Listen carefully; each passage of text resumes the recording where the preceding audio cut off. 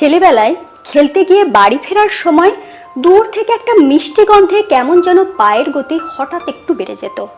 সঙ্গে সঙ্গে বাড়ি ফিরে সুগন্ধের উৎস কোথায় খুঁজতে খুঁজতে পৌঁছে যেতাম রান্নাঘরে। গিয়েই মাকে বলতাম, ঠিক বুঝেছি, পায়েসের গন্ধ। মায়ের পায়েস রান্না শেষ হতে না হতে আমার কিন্তু এক বাটি পায়েস কখন শেষ হয়ে যেত। সে স্বাদ কোনো দিন ভোলার নয়। আজ সেই পায়েস নয়, বরং বলা যেতে পারে পরমান্ন, সেটাই বানাবো একদম ঠিক মায়ের মতো করে।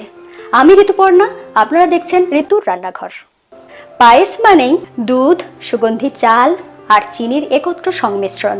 এখানে আমি নিয়েছি 1 লিটার ফুল ক্রিম দুধ, আর নিয়েছি গোবিন্দভোগ চাল, আর এখানে আমি মিছরি নিয়েছি। আপনারা কিন্তু মিছরির পরিবর্তে চিনিও ব্যবহার করতে পারেন। পায়েস তখনই সুস্বাদু হবে যখন দুধ আর চালের রেশিওটা একদম ঠিকঠাক হবে। 1 লিটার দুধের জন্য আমি এখানে গোবিন্দভোগ চাল নিচ্ছি। 1/4 কাপের থেকে একটু কম নিতে হবে, মানে 50 গ্রাম চাল নিতে হবে। আপনারা চাইলে এটাকে ওজন করে মেপে তারপর ব্যবহার করতে পারেন। চালটা আমি একটা পাত্রে নিয়ে নিলাম, এরপরে এটাকে ধুয়ে নেব।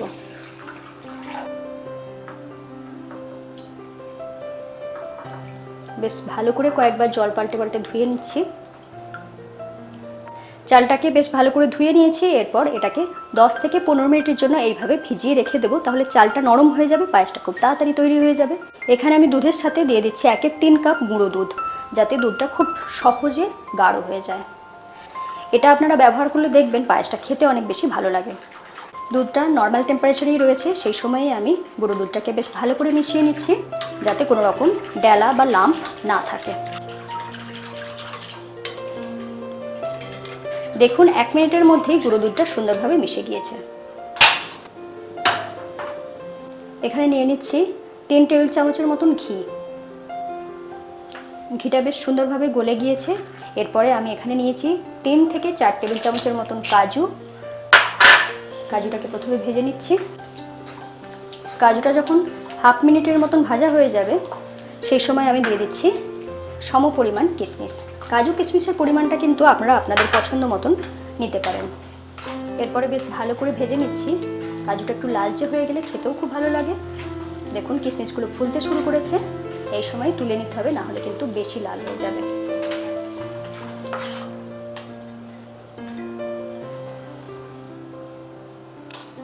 ওই ঘিয়েতেই আমি দিয়ে দিচ্ছি 1 টুকরো দারচিনি। আমি 4টে ছোট এলাচ দেবো, কিন্তু এলাচগুলোর মুখগুলো ফাটিয়ে দিতে হবে, যাতে গন্ধটা খুব ভালো আসে।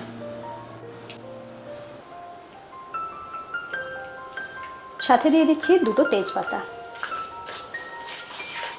এরপরে বেশ ভালো করে গোটা গরম মশলাগুলোকে ভেজে নিচ্ছি।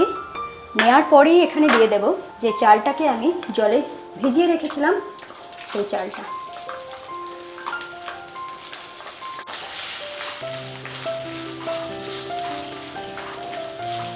অনেকে গোবিন্দভোগ চালটাকে ধুয়ে নেওয়ার পরে কাঁচা চালের সাথে ঘি মিশিয়ে পায়েসটা বানান। তার থেকে যদি ঘিয়ের সাথে এইভাবে গোবিন্দভোগ চালটাকে ভেজে নেওয়া হয় সুন্দরভাবে, তার স্বাদটা অনেকটাই বেশি হয়। আপনারা বানালেই বুঝতে পারবেন। দেখুন চালটা খুব সুন্দরভাবে ভাজা হয়ে গিয়েছে। যখন দেখবেন একটার সাথে একটা চাল লাগছে না, ঠিক সেই পর্যন্ত ভেজে নিয়েছি। আমি মোটামুটি 2 মিনিট মতন ভেজেছি। এরপরে এখানে দিয়ে দেব দুধ আর গুঁড়ো দুধের মিশ্রণটা।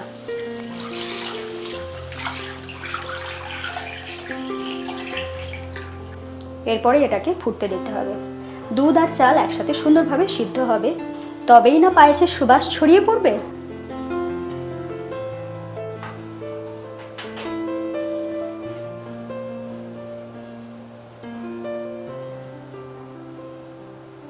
মাঝে মধ্যে এইভাবে নাড়াচাড়া করে এটাকে গাঢ় করে নিতে হবে। 5 মিনিটের মতন আমি এটাকে ফুটিয়ে নিয়েছি। এখন দেখুন চালটা মোটামুটি হাফের থেকে বেশি সিদ্ধ হয়ে গিয়েছে, কিন্তু পায়েসের চাল একটু বেশ গলা গলা হলে ভালো লাগে খেতে, সেই জন্য আরও কিছুক্ষণ আমি এটাকে রান্না করে নেব। আর সাথে সাথে দুধটাও গাঢ় হয়ে যাবে। এইভাবে আমি যেহেতু একটু হাই ফ্লেমে রেখেছি, সেজন্য কন্টিনিউয়াস নেড়ে যাচ্ছি যাতে পায়েসটা তাড়াতাড়ি তৈরি হয়ে যায়। সেক্ষেত্রে একটা কাজ করতে হবে, এই ধারে যে সরগুলো হয়ে যাচ্ছে সেগুলো কিন্তু অবশ্যই ছাড়িয়ে নেবেন। আরও 5 মিনিট এটাকে আমি ফুটিয়ে গাঢ় করে নিয়েছি, আর এরই মধ্যে চালটা সুন্দরভাবে সিদ্ধ হয়ে গিয়েছে। আপনাদের টিপে দেখাচ্ছি, দেখুন চালটা বেশ ভাঙা ভাঙা হয়ে গিয়েছে। এই পর্যন্ত চালটাকে বেশ ভালো করে সিদ্ধ করে নেবেন। চালটা যখন এরকম ভাঙা ভাঙা হয়ে যাবে ঠিক সেই সময় আমি দিয়ে দেবো এখানে চিনি বা মিছরি। আমি মিছরি ব্যবহার করছি, আপনারা চিনিও ব্যবহার করতে পারেন। আর চালটা যদি সিদ্ধ না হয় সেই সময় চিনি দিলে কি হবে সেটাও জেনে নিন, তাহলে চালটা সিদ্ধ হতে অনেক বেশি সময় লাগবে।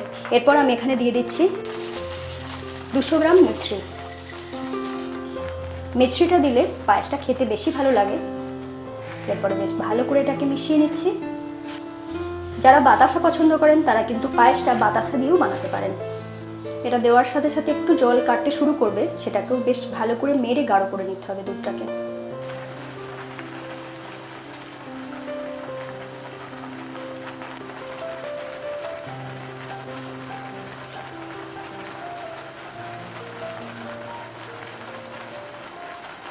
মিছরিটা দেওয়ার পরে আমি 2 থেকে 2.5 মিনিট এটাকে ফুটিয়ে নিয়েছি। এখন সুন্দর গাঢ় হয়ে গিয়েছে। এরপর ঠান্ডা হওয়ার পরেও কিছুটা গাঢ় হবে। একবার দেখিয়ে দিচ্ছি, দেখুন কতটা সুন্দর তৈরি হয়েছে। এর সাথে আমি দিয়ে দিচ্ছি ভেজে রাখা কাজু আর কিশমিশ কিছুটা, আর কিছুটা গার্নিশ করার জন্য রেখে দিচ্ছি। পায়েস একদম তৈরি হয়ে গিয়েছে। এরপর গ্যাস বন্ধ করে দিচ্ছি।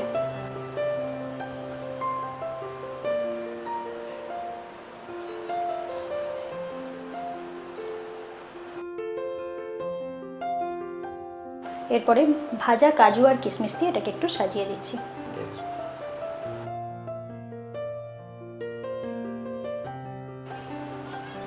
ওপর থেকে চাইলে একটু শুকনো গোলাপের পাপড়ি দিতে পারেন।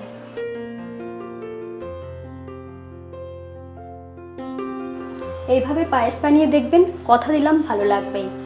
ভিডিওটা কেমন লাগলো লিখে জানাতে ভুলবেন না। চ্যানেলটা সাবস্ক্রাইব করে নিন, বেল আইকন প্রেস করে রাখুন। সকলে খুব ভালো থাকুন আর দেখতে থাকুন ঋতুর রান্নাঘর।